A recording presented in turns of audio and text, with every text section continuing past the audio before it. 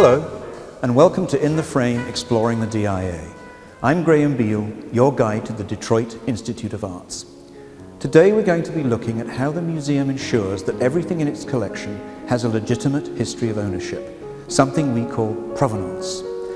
We're also going to be looking at how the museum deals with the fact that it may want to acquire a work of art that does not have a clear, legitimate provenance, that may, in the relatively recent past, have been stolen or looted.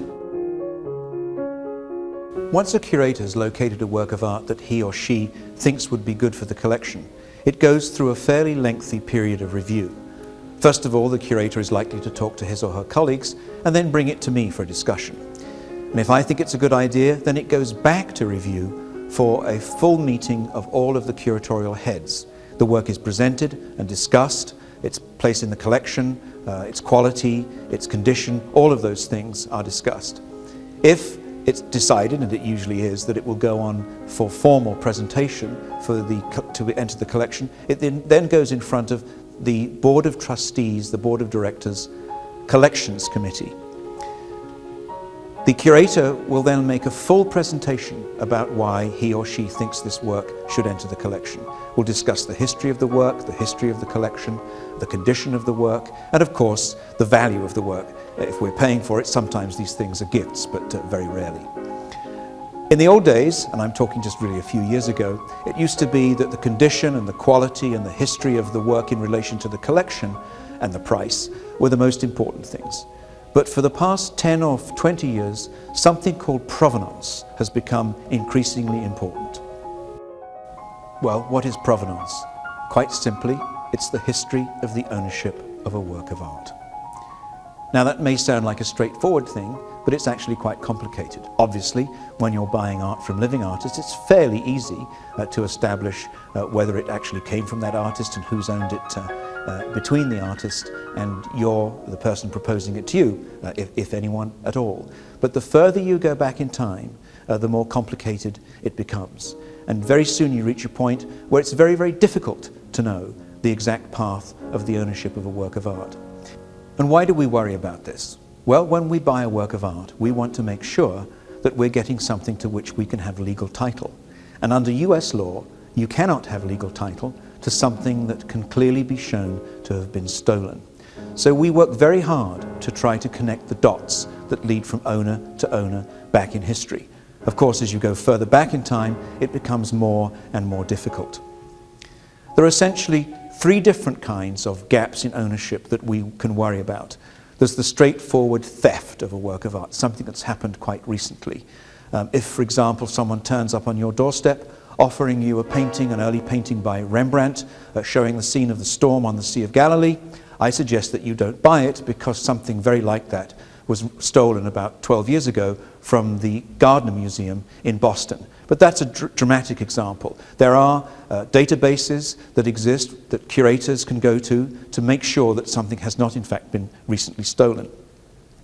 The other grand category that we worry about is something that's generally called looting. And this has come to cover two main areas.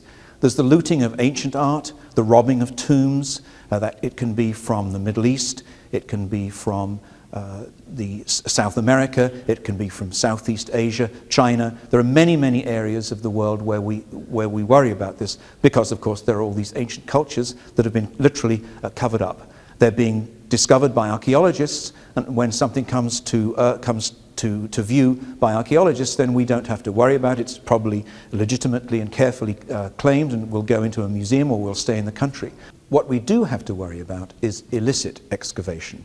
And this quite simply means that peasants and individuals who live in the land that was once inhabited by these great civilizations, literally at night go in there with their spades and their shovels and their pickaxes and they hack their way through the mound or whatever it is until they find an object, and then their purpose is completed. They rip up the earth, they take their object away. In doing so, they have destroyed many things that are of extraordinary value to the archaeologists. They've destroyed the context that will tell us much more that we need to know about that civilization than can be represented just by the object, although the object itself, of course, has its own importance and tells different kinds of stories. So we're very careful when we're looking at works of art from ancient civilizations, again, that we can trace it back at least a certain number of decades. And then finally, there's the kind of looting that has come to the attention of everyone again recently, which was the looting that was carried out by the Nazis in the years running up to World War II and during World War II, when they systematically stripped the Jewish community of their collections. And of course, many of the great collectors in pre-World War II Europe were Jewish collectors. And so it was that as World War II went on, these great collections were dispersed, were taken into German collections, Hitler's collections.